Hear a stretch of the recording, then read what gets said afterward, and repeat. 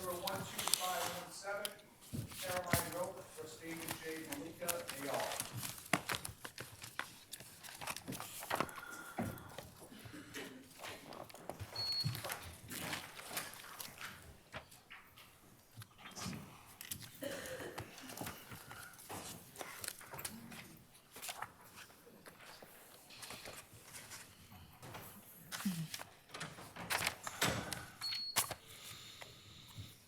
Mr. Smith, good morning. Thank you. Chief Justice Gantz, Associate Justices, may it please the court, Attorney Mitchell. I obviously represent the appellant Caroline Roch, that's how it's pronounced. And as I was considering my argument last night, I made a decision to argue a footnote of my argument first and then go to the bulk of the argument.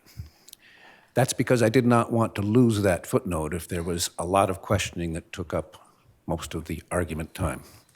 That footnote to my argument is that, and shouldn't be taken, I beg you not to take it as a sign of weakness in the main point of my argument. The footnote is, you are being asked essentially to abrogate or abolish a long-standing principle of the law, transient jurisdiction, by the appellee.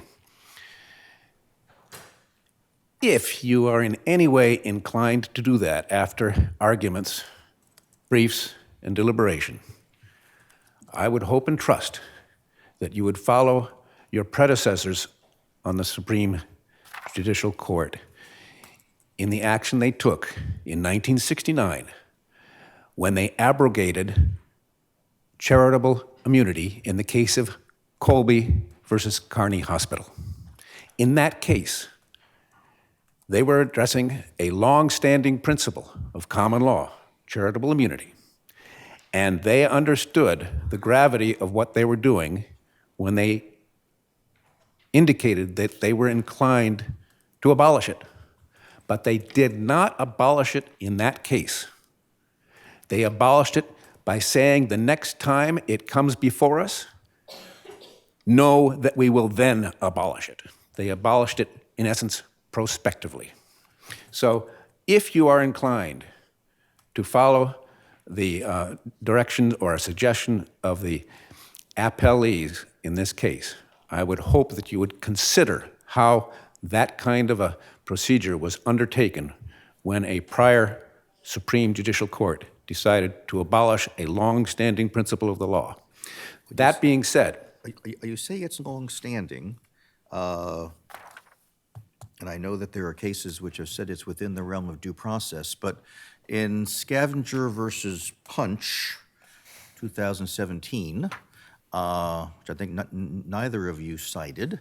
Correct. We said the proper way to examine the issue of jurisdiction is first to say, is there statutory authority for jurisdiction?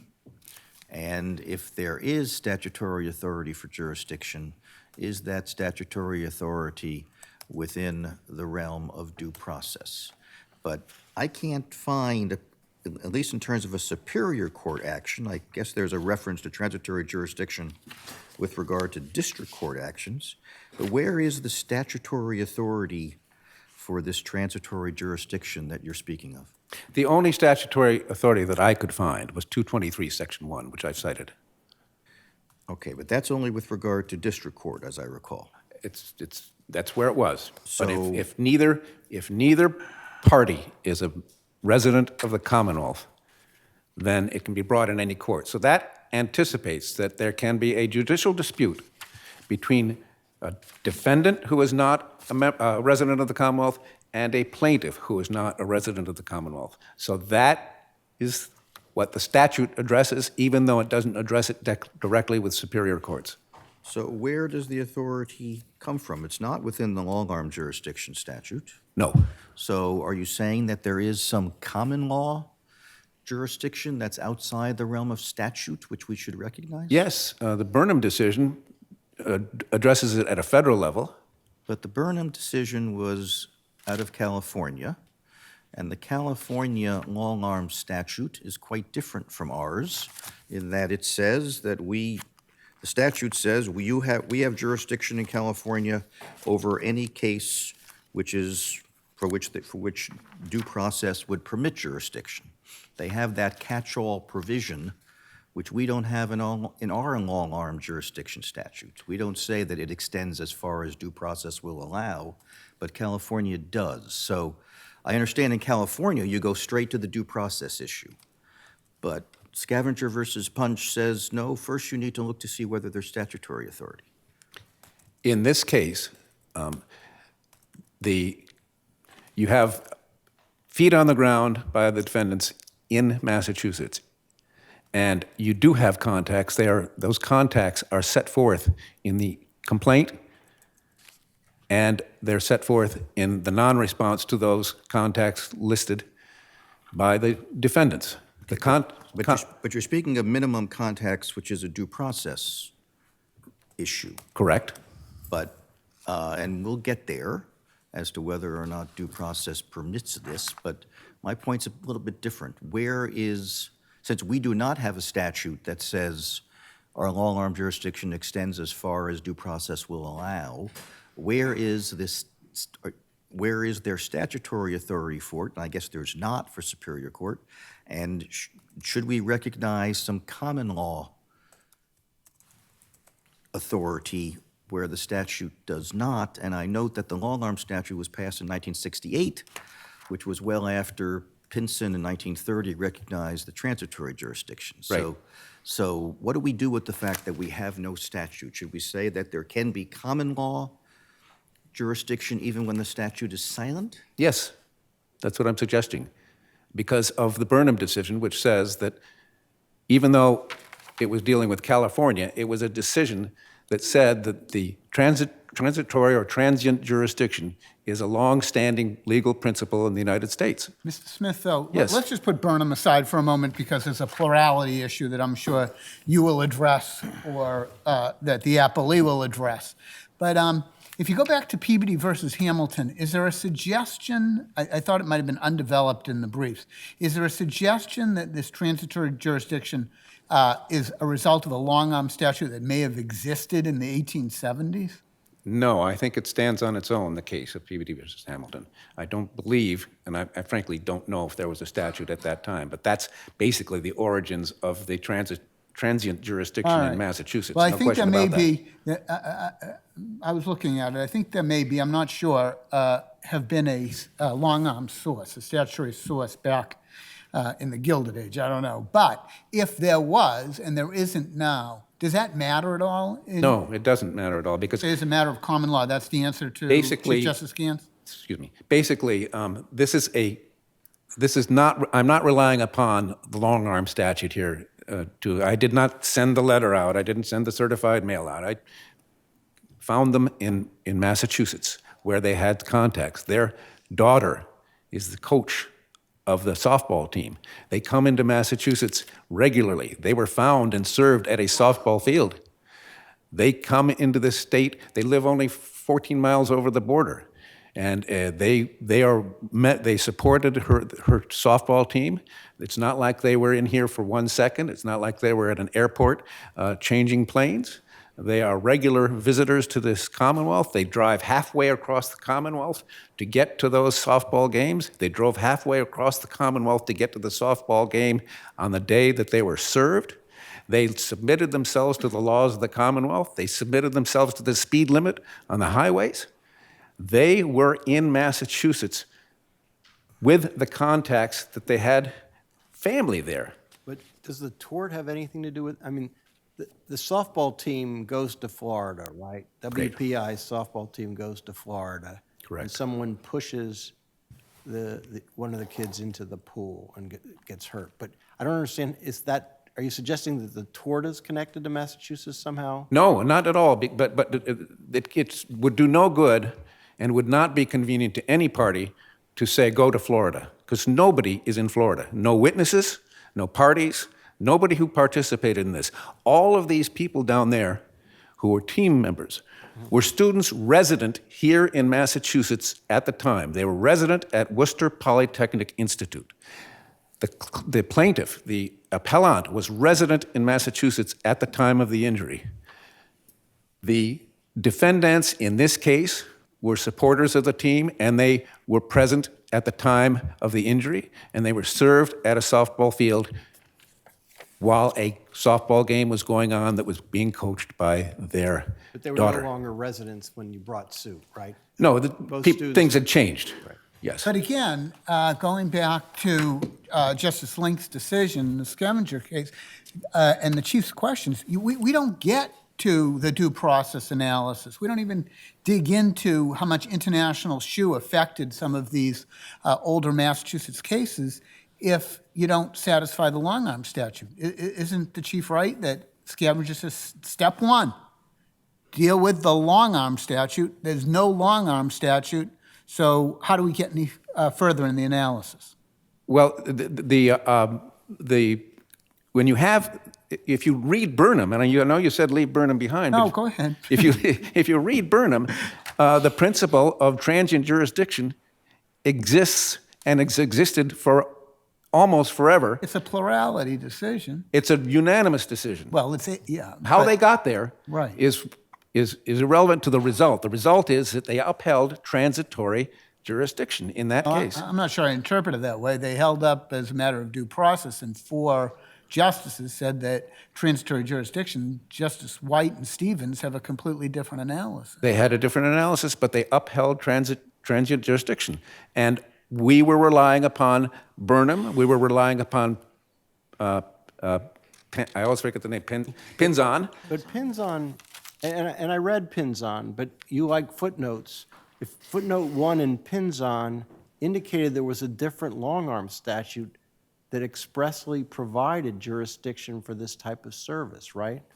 For service in hand? Yeah, I mean, the long-arm statute at the time of Pinzon, at least it looks like in footnote 1, provided for jurisdiction when you were served, right? Yes.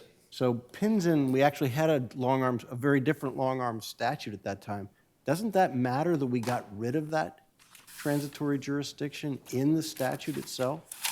I don't believe so, because if you look at Polte, the appeals court did not say it was gotten rid of. Which, That's an appellate division of the I district understand. court. That's some court's interpretation, and you are not bound by it. I understand completely.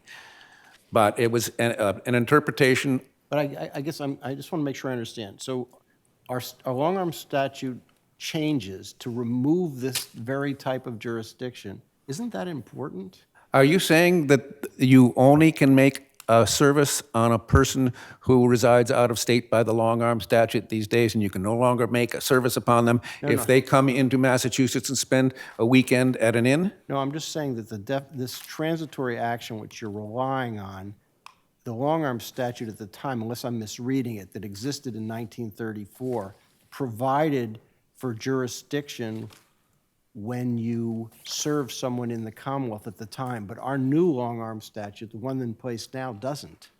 That's why we didn't bring it under the long-arm statute, why we did not allege, why we didn't send out the Right, but anything to them in New Hampshire. But if Scavenger says you have to meet the requirements of the long-arm statute, you seem to be in a bind. Well, I do have contacts. I do have contacts.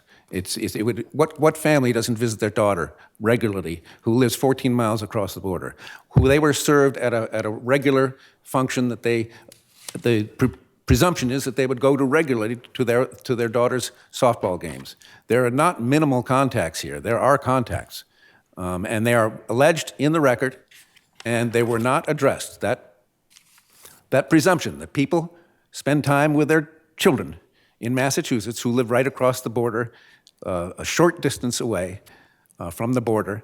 That presumption is set forth in the complaint. It's set forth also in the return of service, indicating where the service was made. And I don't see how somebody who drives 14, 15 miles across the border into Massachusetts is not subjecting themselves to the laws of this Commonwealth. But I had thought your argument was that the ancient principle of transient jurisdiction says that if you serve somebody in Massachusetts, you have jurisdiction over them in Massachusetts. It is too. It is as well. I have So that both would- contacts and So that service. wouldn't matter whether or not they're taking a plane from France and they're stopping in Boston en route to Chicago, if you serve them at Logan Airport, they're served. And in your view, you would have jurisdiction over them because the service confers jurisdiction. Isn't that your argument? That's one argument. I have more than one argument. One question, counsel. Do you see a distinction between corporations and persons or people in this instance? Absolutely. Can you Absolutely. expand on that a bit? There has been a trend with corporations, especially since 1990, about what do you do? Because corporations have registered agents, corporations have vice presidents, corporations have people that they send flying through airports all over the country. And there's been a trend away from this type of jurisdiction, from transigent jurisdiction. There's been a trend away from that because of the difficulties involved of corporations being web-based, of corporations having registered agents. Human beings are human beings. They don't have registered agents. When they cross the border, they're stepping over the line and they're bringing their entire body. A corporation having a registered agent, I think there's an argument to be made, at least an intellectual argument to be made, that service of a complaint and summons upon a registered agent may not be effective service upon a corporation. It's apples and oranges. Well, the amicus brief makes a good point, though. So if that's the case, then the corporations are in a different place, and it's harder to serve the corporations than it is an individual, right? I bemoan that, but I don't think that's incorrect. A corporation is not the equal of a human being. A corporation can be all over the world and have just tiny connections with Massachusetts. Maybe just a registered agent, never even been doing business, maybe an anticipatory registered agent. But I think when you're a human being and you step over the line, you bring your entire body, you bring your vice president, you bring your president, you bring your king, you bring your soul into Massachusetts, and you subject that soul to the law of this Commonwealth. Well, what about the courts, though? Because the Burger King case says that we can take into account the impact on the courts and the impact in general throughout the country of who should adjudicate cases. And what is the interest in Massachusetts that it's sufficient? What's the state interest that we should resolve this dispute? And can't we take into account that lack of interest in doing the due process analysis? The interest is that there were students there from Massachusetts who were residents of Massachusetts, that all the witnesses were from Massachusetts at the time, that all of the principals involved in all of the activities were from Massachusetts, that there was no connection whatsoever with New Hampshire, no connection with Florida, and the only connection with New Hampshire is these two defendants, and they were closest to Worcester, Massachusetts. It would do nobody any good to sue in Florida.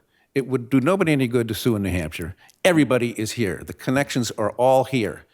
I see that I'm... Yeah, I just have one more question. With regard to the corporation cases, doesn't that say that there's a difference between service and jurisdiction? I mean, you have a California corporation which does business only in California.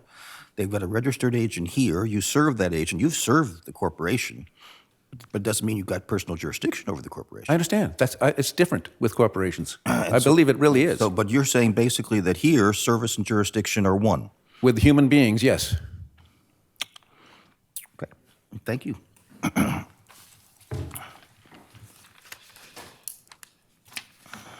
Mr. Mitchell, good morning. Good morning, Mr. Chief Justice, Associate Justices, may it please the court. My name is Paul Mitchell, and I represent the defendants, the appellees, David and Donna Mollica. The issue in this case is whether the mere physical presence in Massachusetts when the defendants' appellees were served is sufficient to confer personal jurisdiction and satisfy the due process guarantees of the Massachusetts Constitution. I submit to you that there must be some minimum contacts between the non-resident defendants and the forum state. The cases following Burnham are considerably important. The Windsor case, Massachusetts Appeals Court, 1998, held that such contacts cannot be casual or incidental, but must be acts performed by the defendant, of which he purposely avails himself of the privilege of conducting activities within the state, thus invoking the benefits and protections of its laws. The Windsor case also cited International Shoe, which first suggested the idea of fairness to the litigants, as well as some state interest in adjudicating or litigating the matter.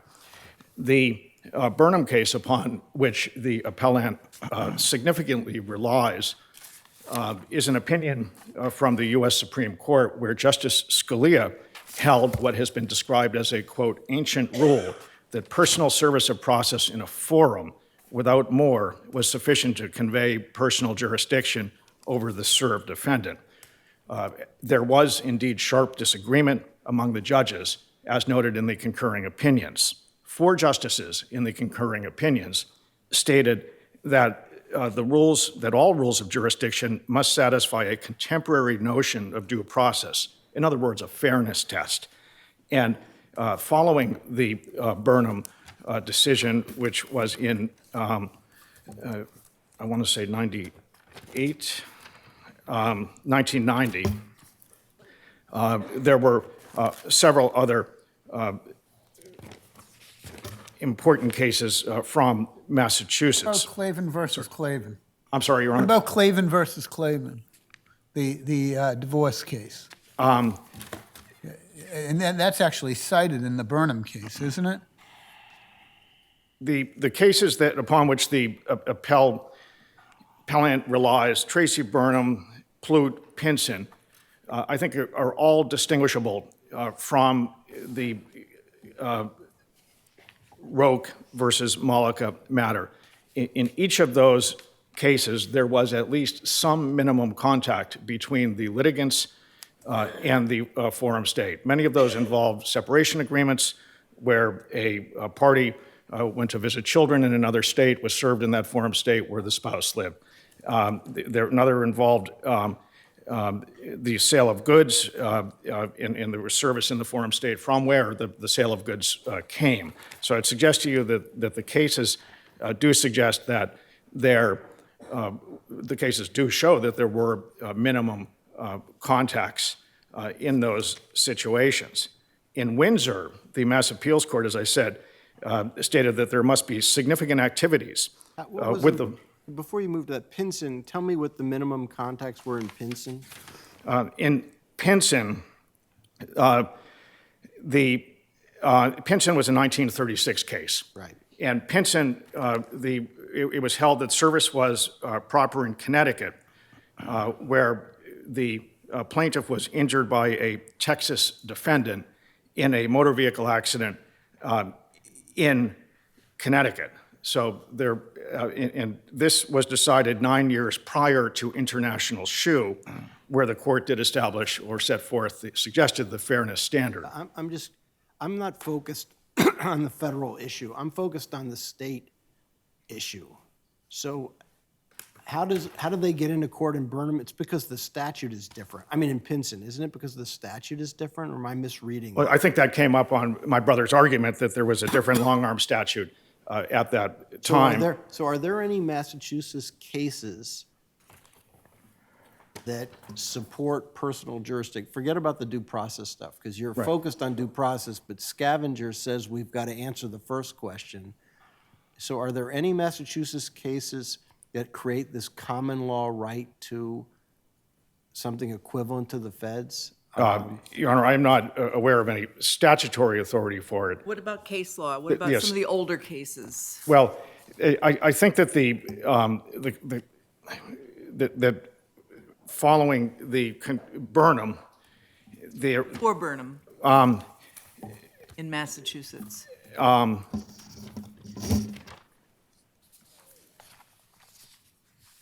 I am not familiar with any prior cases directly on point prior to Burnham. I suggest to the court that Pinson's distinguishable because... I'm sorry, Your Honor? So Pinson is distinguishable because the long-arm statute then was different? Yes. Are we going to, in the case that Justice Lowy brought up, the really old one, Palmer, Peabody versus Hamilton? Excuse me, Peabody versus Hamilton, what is the basis there? Do they address state jurisdiction in that case? I am not certain, Your Honor. Okay. I believe that the focus should be on, should the prodigy, the spirit of the cases following Burnham, such as Windsor, where the Massachusetts Appeals Court set forth the purposeful availment argument, and also that and also the Daimler case, which was in 2014, and held that there must be a connection to the forum state such that the defendant is, quote, essentially at home. But that's again, a due process It is. issue. What about, I still am not sure I understand Clavin versus Clavin. That's a Supreme Judicial Court case from the late 1980s in a divorce circumstance, and the husband happens to be coming through and is served. Why is that different from this case? Are you able to distinguish that case? I am not, Your Honor.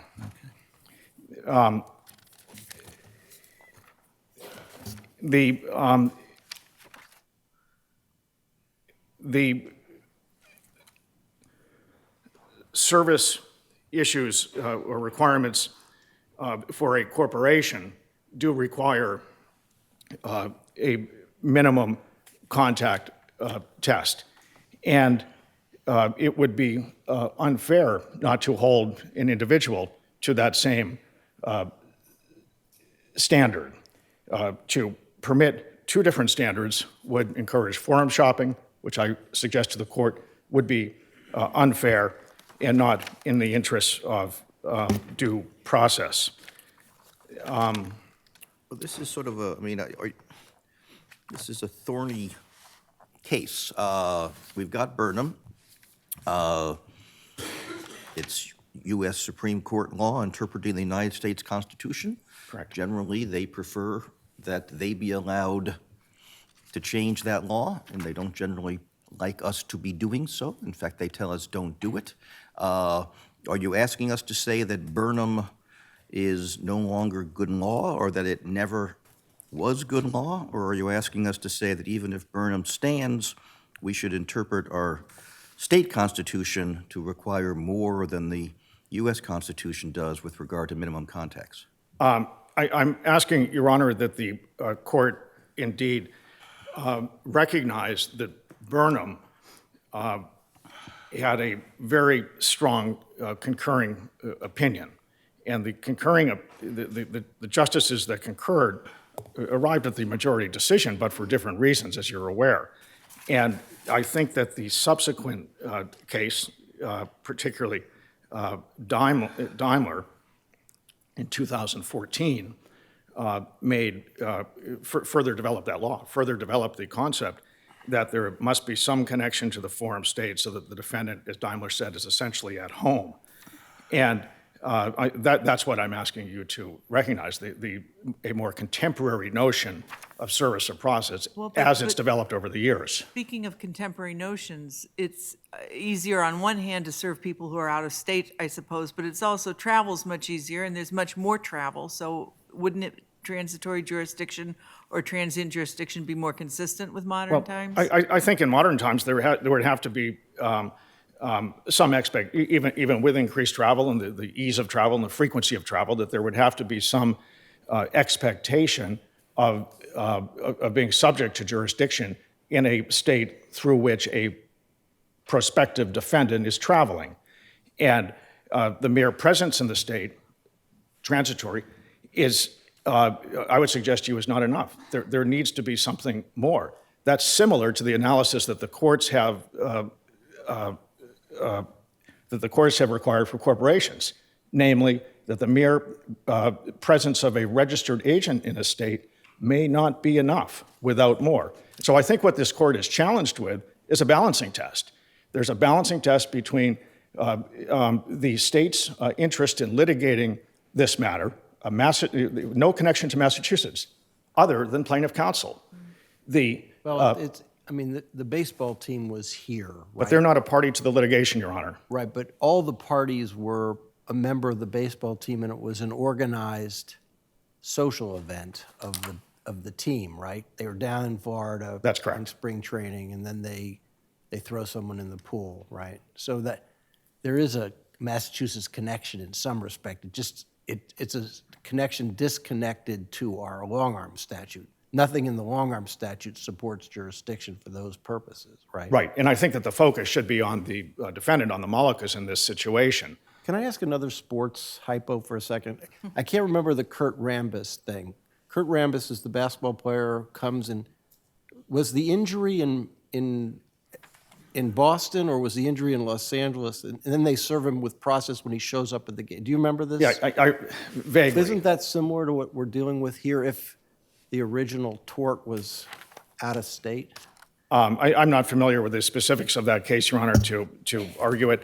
I think that in this case, Kevin McHale was the tortfeasor. I didn't represent him. All right, ignore me then. I'd suggest to you that the focus of the focus should be on the Mollicas and their connection to the state and their expectation of being subject to the process in the state. Massachusetts, I believe, has no interest in litigating this matter. It's not litigation between citizens of Massachusetts. The parties have never lived here. They don't live here now. The witnesses have, if there were Massachusetts witnesses, they've moved on. So the problem is the other places are also difficult, right? Well, but for perhaps New Jersey and New Hampshire, which would indeed have more interest in Massachusetts than litigating than Massachusetts does, because it would involve litigation. Although the actual tortfeasor was living in Pennsylvania, right? The tortfeasor, I believe, was from New Jersey, Your Honor. Right, but wasn't she in school in Pennsylvania at the time this suit was brought? Right, subsequently.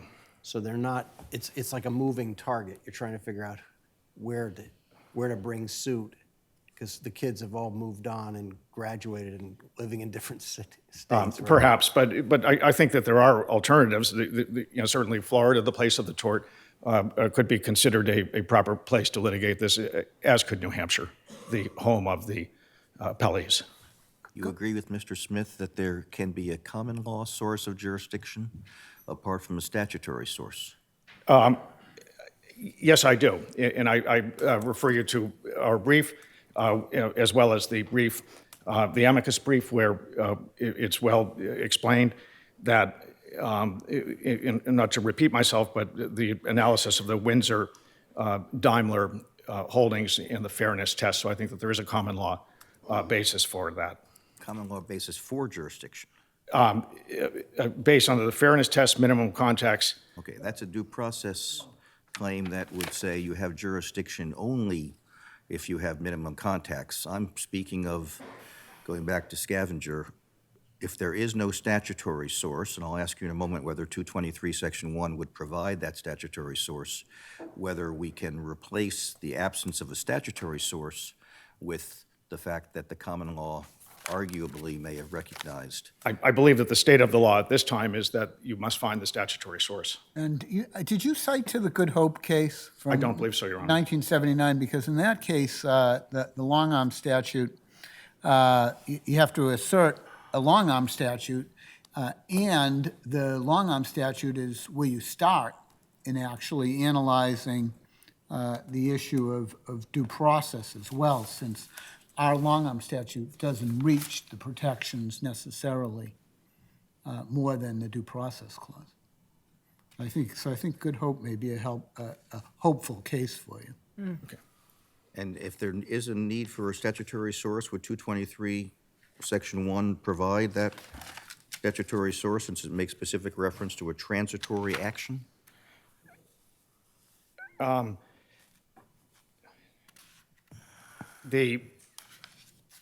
I don't believe so, Your Honor, because it would again lead to the due process analysis of the minimum contacts. Okay, thank you. Rest on the brief. Thank you.